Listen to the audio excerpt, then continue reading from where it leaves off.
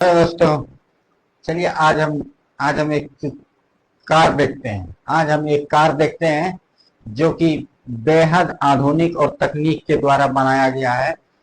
Electronic car जो कि ये एक ऐसा कार है जो कि जो अभी अभी तक हमारे मार्केट में जो इलेक्ट्रॉनिक कार चल रहे हैं उन सब से हट के बेहद फास्ट चार्जिंग और झकास माइलेज है इसकी।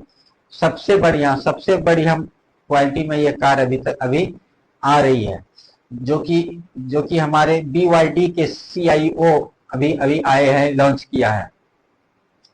बिजोड़ इसको इस फास्ट चार्जिंग और बिजोड़ फास्ट रेजिंग है इसकी, एकदम सबसे अलग, सबसे हटके।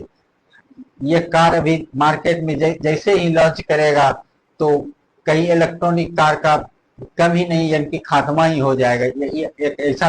अच्छी कारें बनाने और अच्छे इलेक्ट्रिक वाहन विकसित करने के लिए आपको मजबूत कोर तकनीक की जरूरत होती है।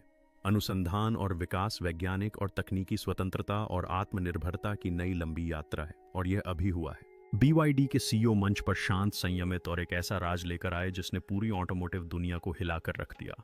कोई दिखावटी नाटक नहीं, कोई अतिशयोक्ति नहीं, बस एक शांत आत्मविश्वास और उसके बाद एक ऐसा खुलासा जिसने दुनिया के हर इलेक्ट्रिक वाहन बोर्डरूम को हिलाकर रख दिया।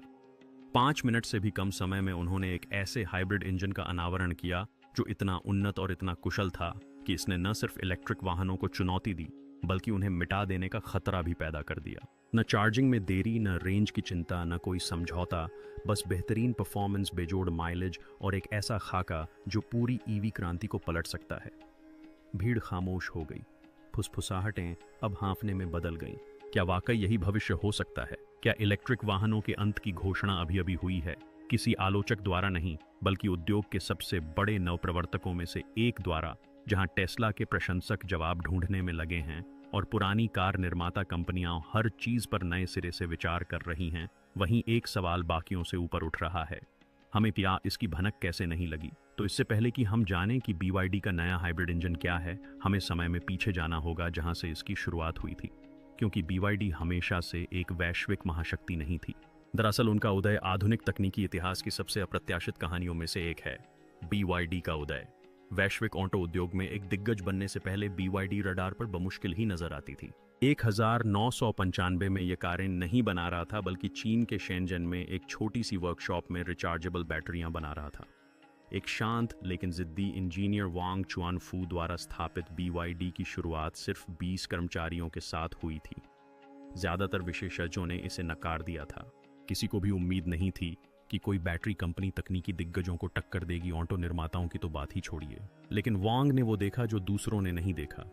भविष्य इलेक्ट्रिक होगा और BYD इसे जमीन से खड़ा करेगी। 2000 के दशक की शुरुआत में BYD ने ऑटो बाजार में प्रवेश करके दुनिया को चौंका दिया। आलोचक हंसे, एक बैटरी कंपनी भला कार कैसे बना सकती है? लेकिन वांग नकल करने की कोशिश नहीं कर रहे थे, बल्कि आगे निकलने की कोशिश कर रहे थे। उन्होंने कार निर्माण संयंत्रों और प्रतिभाओं का अधिग्रहण शुरू किया। 2008 में BYD ने F3DM, दुनिया की पहली बड़े पैमाने पर उत्पादित plug in hybrid car Chevrolet volt से पूरे 1 साल पहले लॉन्च की। दुनिया ने इस पर ध्यान दिया। फिर 2008 का निर्णायक क्षण आया। वॉरेन बफेट की बर्कशायर हैथवे ने BYD में 10% हिस्सेदारी खरीद ली।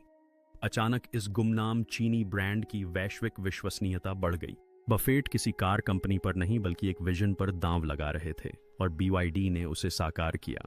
अगले दशक में यह चीन की शीर्ष इलेक्ट्रिक वाहन निर्माता कंपनी बन गई। जहां अन्य कंपनियां सिर्फ विलासिता पर ध्यान केंद्रित कर रही थीं, वहीं BYD ने आम जनता को लक्षित किया। बसें, टैक्सियां, किफायती सेडान, उनकी गाड़ियां एशिया, यूरोप और दक्षिण अमेरिका में दिखाई देने लगीं। चुपचाप लेकिन लगातार BYD एक साम्राज्य का निर्माण कर रहा था। 2022 तक BYD ने वैश्विक इलेक्ट्रिक वाहन बिक्री में टेस्ला को पीछे छोड़ दिया, राजस्व में नहीं बल्कि विशुद्ध मात्रा में। और अपने प्रतिद्वंद्वियों के विपरीत BYD अपनी आपूर्ति श्रृंखला के लगभग हर हिस्से को नियंत्रित करता है, बैटरी से लेकर सेमीकंडक्टर तक। इस वर्टिकल इंटीग्रेशन ने उन्हें एक ऐसी बढ़त दी जिसकी बराबरी कोई नहीं कर सकता था। लेकिन वांग का काम यहीं खत्म नहीं हुआ था। 2024 में BYD ने एक रणनीतिक मोड़ लिया। हाइब्रिड तकनीक, ईंधन की अस्थिर कीमतों और कई देशों में चार्जिंग इंफ्रास्ट्रक्चर की कमी के चलते वांग को एक अवसर दिखाई दिया। नतीजा अति कुशल हाइब्रिड वाहनों की एक नई पीढ़ी जो चार्जिंग स्टेशनों की सीमाओं के बिना इलेक्ट्रिक वाहन जैसा प्रदर्शन देती है। यह सिर्फ नवाचार नहीं था, यह एक बदलाव था।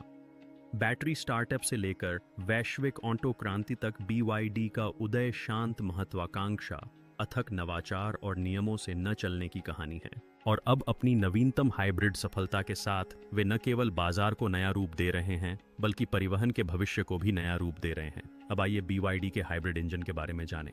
BYD का नया हाइब्रिड इंजन क्या है? कारों की दुनिया में ज्यादातर लोगों को लगता था कि यह एक आसान दौड़ है। इलेक्ट्रिक बनाम पेट्रोल, इलेक्ट्रिक कारें ही भविष्य हैं। गैस अब अतीत की बात हो चुकी थी, लेकिन BYD ने उस रेखा को धुंधला कर दिया और शायद उसे मिटा भी दिया। तो आखिर यह नया इंजन क्या है जिसने पूरी ऑटो इंडस्ट्री में चर्चा का विषय बना दिया है? इसकी शुरुआत BYD द्वारा वर्षों से विकसित की जा रही तकनीक से होती है। उनका डुअल मोड हाइब्रिड सिस्टम, जिसे DMI और DMP के नाम से जाना जाता है। अब नाम से घबराएं नहीं, ये कोई आम हाइब्रिड कार नहीं है। ज्यादातर हाइब्रिड गाड़ियां थोड़ा ईंधन बचाने के लिए बस इलेक्ट्रिक और पेट्रोल के बीच स्विच करती हैं, लेकिन BYD का सिस्टम ये तो बिल्कुल नया आविष्कार है। इसके मूल में एक गैसोलीन इंजन है जो अविश्वसनीय रूप से कुशल है, सड़क पर लगभग किसी भी अन्य वाहन से ज्यादा कुशल। BYD ने 46% से ज्यादा तापीय दक्षता हासिल की है। संदर्भ के लिए, ज्यादातर पारंपरिक इंजन आधे से ज्यादा ईंधन ऊष्मा के रूप में बर्बाद कर देते हैं, लेकिन यह इंजन ईंधन की लगभग आधी ऊर्जा को सीधे गति में बदल देता है। यह एक रिकॉर्ड तोड़ संख्या है और यह BYD को लंबे समय से हाइब्रिड कारों की बादशाह रही टोयोटा से भी आगे रखता है। अब इस इंजन को BYD के उच्च प्रदर्शन वाले इलेक्ट्रिक मोटर्स और बैटरी सिस्टम के साथ जोड़ दें और आपको एक ऐसी कार मिलती है जो परिस्थिति के अनुसार इलेक्ट्रिक और पेट्रोल के बीच आसानी से स्विच कर लेती है। शहरी ट्रैफिक में इलेक्ट्रिक मोटर ही सब कुछ संभाल लेती है। शांत, साफ और किफायती। हाईवे पर इंजन चालू हो जाता है जिससे आपको लंबी दूरी की ऐसी विश्वसनीयता मिलती है जिसकी बराबरी इलेक्ट्रिक गाड़ियां अभी तक नहीं कर पाई हैं। नतीजा 2000 किलोमीटर से ज्यादा की वास्तविक ड्राइविंग रेंज। ये 1200 मील से भी ज्यादा है एक बार फुल चार्ज करने पर। जरा सोचिए, ये ऐसा है जैसे बिना ईंधन भरवाए न्यूयॉर्क से मियामी तक गाड़ी चलाना, या बिना एक बार भी बिजली का कनेक्शन लिए दिल्ली से मुंबई और वापस आना। यह सिर्फ सुविधा नहीं है, यह एक क्रांतिकारी बदलाव है, क्योंकि इलेक्ट्रिक वाहनों के बारे में सबसे बड़ी शिकायतों में से एक है रेंज की चिंता। मैं कहाँ चार्ज करूं? अगर मैं किसी दूर दराज के इलाके में हूं तो क्या होगा? लंबी सड़क यात्राओं के दौरान क्या होगा? BYD का हाइब्रिड इलेक्ट्रिक दक्षता से समझौता किए बिना इन सभी समस्याओं का समाधान करता है। और सबसे खास बात यह है कि इन नए हाइब्रिड वाहनों को बड़ी बैटरियों की जरूरत नहीं होती। इसका मतलब है कम लागत, तेज उत्पादन और लिथियम और कोबाल्ट जैसे दुर्लभ खनिजों पर कम निर्भरता। तो इसकी तुलना पूर्ण इलेक्ट्रिक वाहनों से कैसे की जा सकती है? आइए इसे समझते हैं। इलेक्ट्रिक वाहन पर्यावरण और शहर में ड्राइविंग के लिए बेहतरीन हैं, लेकिन ये बुनियादी ढांचे, चार्जिंग स्टेशनों, लंबे चार्जिंग समय और लगातार ग्रिड एक्सेस पर बहुत ज्यादा निर्भर करते हैं। BYD के नए हाइब्रिड वाहन 0 से 100 किलोमीटर प्रति घंटे की रफ्तार कुछ ही सेकंड में ट्रैफिक में सहज इलेक्ट्रिक ड्राइव और बेहद कम उत्सर्जन के साथ 90% इलेक्ट्रिक वाहन जैसा अनुभव प्रदान करते हैं। लेकिन जब आपको रेंज, पावर और प्लग से आज़ादी चाहिए होती है तो इंजन ही सब कुछ संभाल लेता है। ये दोनों ही दुनियाओं का सबसे अच्छा पहलू है, लेकिन दोनों में से किसी की भी कोई कमी नहीं है। और एक और पहलू है, BYD के DMP मॉडल परफॉर्मेंस हाइब्रिड हैं। ये न सिर्फ कुशल हैं बल्कि तेज भी हैं। कुछ गाड़ियां 5 सेकंड से भी कम समय में 0 से 100 किलोमीटर प्रति घंटे की रफ्तार पकड़ लेती हैं और साथ ही 40 किलोमीटर प्रति लीटर यानी 94 मील प्रति गैलन से भी ज्यादा माइलेज देती हैं। इसका मतलब है कि चाहे आप कम्यूटर हों, लंबी दूरी के यात्री हों या फिर परफॉर्मेंस के शौकीन हों, BYD के पास आपकी जरूरतों के हिसाब से कुछ न कुछ है और बाजार में मौजूद ज्यादातर गाड़ियों से बेहतर है। इसलिए जब BYD के CEO ने इस तकनीक का अनावरण किया तो यह सिर्फ एक उत्पाद लॉन्च नहीं था, यह एक घोषणा थी। एक घोषणा कि इलेक्ट्रिक भविष्य शायद पूरी तरह से इलेक्ट्रिक ना हो, यह एक हाइब्रिड है, यह ज्यादा स्मार्ट है, यह लंबे समय तक चलने वाला है और यह पहले से ही मौजूद है। लेकिन जैसे जैसे BYD इस गेम चेंजिंग हाइब्रिड तकनीक के साथ आगे बढ़ रहा है, एक बड़ा सवाल सामने आ रहा है। इलेक्ट्रिक वाहनों के लिए इसका क्या मतलब है? क्योंकि अगर यह इंजन प्रचार के मुताबिक रहा तो पूरा EV उद्योग डगमगा सकता है। यहाँ बताया गया है कि EV गंभीर संकट में क्यों पड़ सकते हैं। 1 दशक से भी ज्यादा समय से इलेक्ट्रिक वाहनों को एक स्वच्छ और हरित भविष्य की ओर ले जाने वाला सुनहरा रास्ता माना जाता रहा है। कोई निकास पाइप उत्सर्जन नहीं, जीवाश्म ईंधन पर कोई निर्भरता नहीं, आकर्षक डिजाइन और अत्याधुनिक तकनीक। लेकिन हाल ही में यह सपना हकीकत से टकरा रहा है। इसकी शुरुआत इलेक्ट्रिक वाहन मालिकों के लिए सबसे निराशाजनक मुद्दों में से एक से होती है। Charging infrastructure. कल्पना कीजिए, आप लंबी यात्रा पर हैं, बैटरी कम है और आपका नेविगेशन दिखा रहा है कि सबसे नज़दीकी चार्जिंग स्टेशन रास्ते से 20 किलोमीटर दूर है। और जब आप वहां पहुंचते हैं तो वह पहले से ही इस्तेमाल में होता है, या इससे भी बदतर वह टूटा हुआ होता है। ये कोई दुर्लभ स्थिति नहीं है, ऐसा रोज हो रहा है, यहाँ तक कि बड़े शहरों में भी। एक इलेक्ट्रिक वाहन मालिक का संक्षिप्त विवरण इसे संक्षेप में बताता है। सिद्धांततः मुझे अपनी इलेक्ट्रिक वाहन से प्यार है, लेकिन चार्जिंग की परेशानी तो असली है। एक से ज्यादा बार मुझे अपनी योजनाएं रद्द करनी पड़ी हैं क्योंकि मुझे समय पर चार्जर नहीं मिल पाया, और जब मिल भी जाता है तो चार्जिंग में समय लगता है, कभी कभी घंटों लग जाते हैं। इसकी तुलना कुछ ही मिनटों में पेट्रोल भरवाने से कीजिए। यह एक ऐसा अंतर है जो मायने रखता है, खासकर उन लोगों के लिए जिनकी जिंदगी व्यस्त है या जिनका शेड्यूल अनिश्चित है। फिर बैटरी का क्षरण, जो इलेक्ट्रिक वाहनों के प्रदर्शन का मूक हत्यारा है। समय के साथ हर चार्ज चक्र इलेक्ट्रिक वाहन की कुल रेंज को कम करता है। 400 किलोमीटर की बैटरी कुछ ही वर्षों में 300 किलोमीटर तक चल सकती है, और उस बैटरी को बदलने में इसमें हजारों खर्च हो सकते हैं। अब इसमें ठंड का मौसम भी जोड़ लीजिए। ठंडे मौसम में रहने वाले इलेक्ट्रिक वाहन मालिक अक्सर सर्दियों में अपनी रेंज 30% से 50% तक कम होने की बात कहते हैं। केबिन को गर्म करना, बैटरी को गर्म करना और ठंडे तापमान में भी परफॉर्मेंस बनाए रखना, ये सब मिलकर बिजली की खपत तेजी से बढ़ाते हैं। ये समस्याएं चुपचाप बढ़ती जा रही हैं, और जहां इलेक्ट्रिक वाहन उद्योग इन्हें ठीक करने के लिए कड़ी मेहनत कर रहा है, वहीं BYD ने एक बिल्कुल अलग तरीका अपनाया है। इन्हें अभी सुलझाएं, बाद में नहीं। अपनी नई अल्ट्रा एफिशिएंट हाइब्रिड गाड़ियों के साथ BYD इनमें से हर एक समस्या को दरकिनार कर देती है। कोई चार्जिंग स्टेशन नहीं, कोई बात नहीं, आपके पास चलने के लिए पेट्रोल से भरा पूरा टैंक तैयार है। बैटरी खराब, कम असर, क्योंकि गाड़ी एक 100% बिजली पर निर्भर नहीं है। चार्जिंग में लगने वाला लंबा समय मिट गया। आप किसी भी पारंपरिक कार की तरह मिनटों में पेट्रोल टैंक भर सकते हैं। ठंड के मौसम में कैसा प्रदर्शन इंजन सिस्टम को सपोर्ट करता है, जिससे मौसम चाहे जो भी हो, सब कुछ सुचारू रूप से चलता रहता है। और यही वो बात है जो बाजार को हिलाकर रख देती है। BYD हाइब्रिड अब कई पूर्ण इलेक्ट्रिक वाहनों से भी कम कीमत पर उपलब्ध हैं। उदाहरण के लिए उनकी चिन्ह प्लस DMI को ही लीजिए। यह एक आकर्षक विशाल हाइब्रिड सेडान है जिसकी वास्तविक रेंज 2000 किलोमीटर से ज्यादा है, और चीन में इसकी शुरुआती कीमत $15,000 से कम है। ये कई एंट्री लेवल इलेक्ट्रिक गाड़ियों से सस्ती है क्योंकि इनकी रेंज आधी है और चार्जिंग में भी दोगुने झंझट का सामना करना पड़ता है। हाल ही में एक मालिक ने अपने अनुभव को कुछ इस तरह बताया। मैं एक इलेक्ट्रिक गाड़ी चाहता था, लेकिन फिर मैंने BYD हाइब्रिड देखी। वही स्मूथ ड्राइव, बेहतर रेंज, चार्जिंग की कोई चिंता नहीं, और सस्ता भी, इसमें कोई दिक्कत नहीं थी। और वे अकेले नहीं हैं।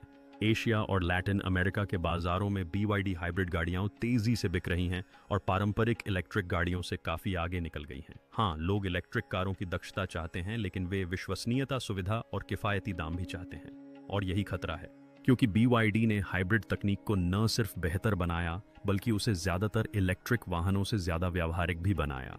हालांकि इलेक्ट्रिक वाहन निर्माता अभी भी भविष्य बनाने की कोशिश कर रहे हैं। BYD शायद उसे पहले ही पूरा कर चुकी है।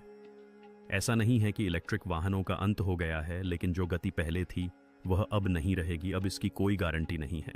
उपभोक्ता जाग रहे हैं और वे एक कठिन सवाल पूछ रहे हैं।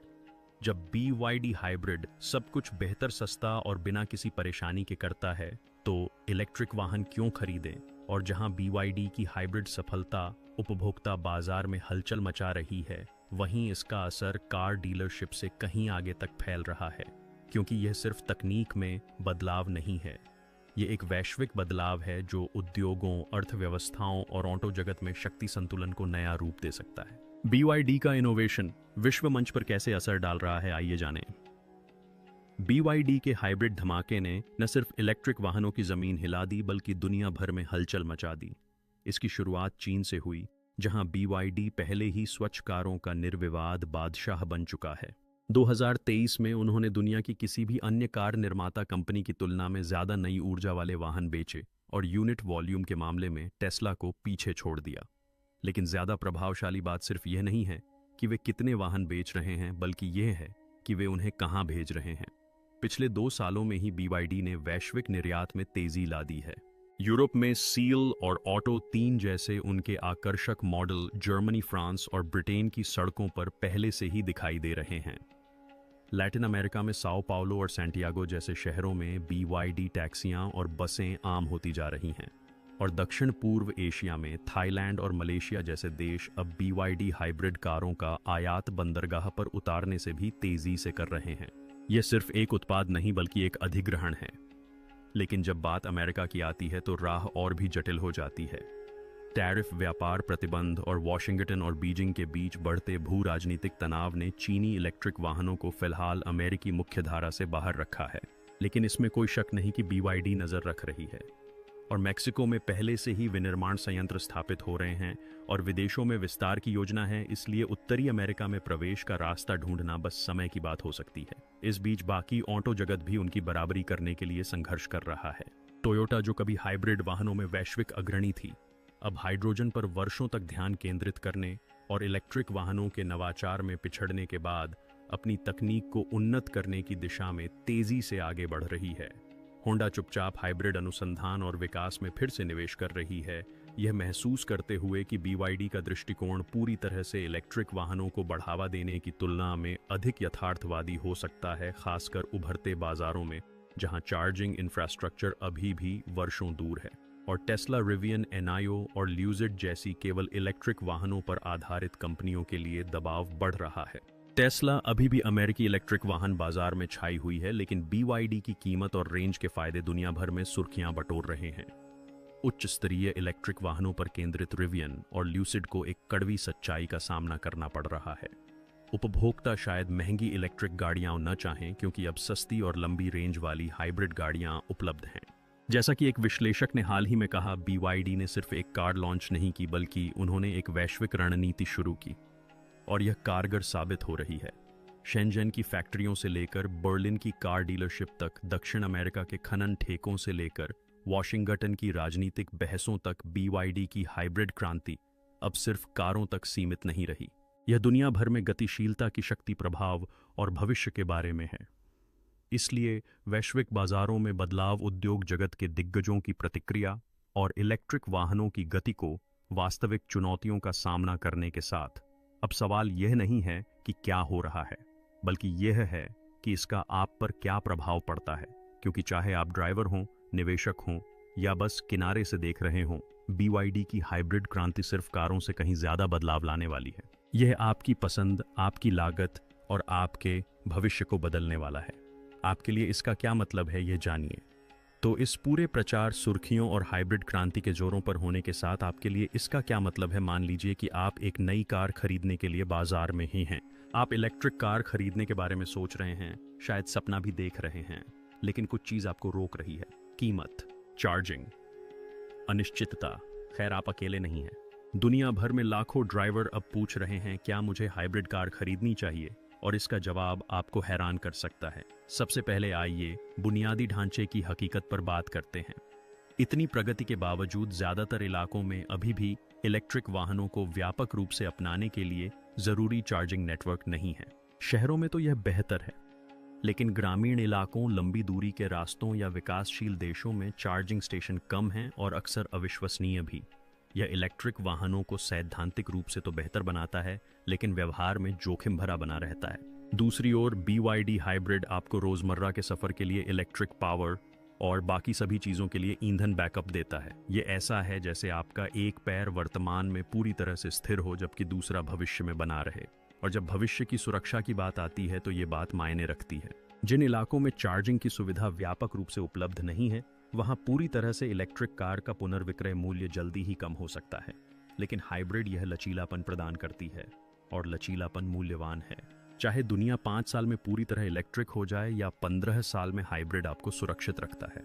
अब पर्यावरण का क्या? हालांकि इलेक्ट्रिक वाहन समय के साथ सबसे स्वच्छ विकल्प बने हुए हैं, हाइब्रिड वाहन, खासकर BYD के अतिकुशल मॉडल, आश्चर्यजनक रूप से उनके करीब पहुंच जाते हैं। ये शहर में ड्राइविंग के दौरान इलेक्ट्रिक मोड में चलते हैं, जहां सबसे ज्यादा प्रदूषण होता है। और उनकी उच्च तापीय दक्षता का मतलब है कि इंजन चालू रहने पर भी उत्सर्जन पारंपरिक वाहनों की तुलना में बहुत कम होता है। ये पूरी तरह से सही तो नहीं है, लेकिन एक बड़ा कदम जरूर है, और यह अब यहां है। तो चलिए इन सब बातों को एक साथ रखते हैं। BYD जैसे हाइब्रिड वाहन चार्जिंग की समस्या का समाधान करते हैं। ये कई इलेक्ट्रिक वाहनों से ज़्यादा किफ़ायती हैं। अनिश्चित बाजारों में इनका पुनर्विक्रय मूल्य ज़्यादा होता है और ये पर्यावरण के लिए भी फायदेमंद हैं, खासकर शहरी इस्तेमाल में। इससे एक बड़ा सवाल उठता है, क्या यह 5 सालों में सबसे स्मार्ट कार होगी? कई ड्राइवरों के लिए इसका जवाब शायद हाँ होगा, क्योंकि कभी-कभी सबसे स्मार्ट कार सबसे आकर्षक नहीं होती, बल्कि वह होती है जो चुपचाप सब कुछ थोड़ा बेहतर बना देती है।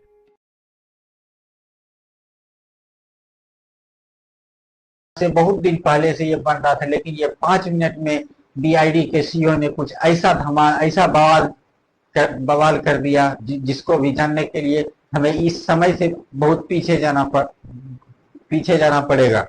जो कि जिस टाइम ये आधुनिक तकनीक नहीं था, उस टाइम से उनके पीछे कोई बंदे पड़ा हुआ था कि कुछ हम ऐसा बनाएंगे, कुछ हम ऐसा करेंगे जो कि सबसे हटके सबसे अलग होगा। जो भी आप इस वीडियो को ठीक लगे तो अपने दोस्तों से शेयर करो और लाइक करो, फॉलो करो। कुछ आप लोग को ऐसे ही न्यू वीडियो आप लोग को मिलते रहेगा देखने के लिए, जो कि सबसे बेस्ट और सबसे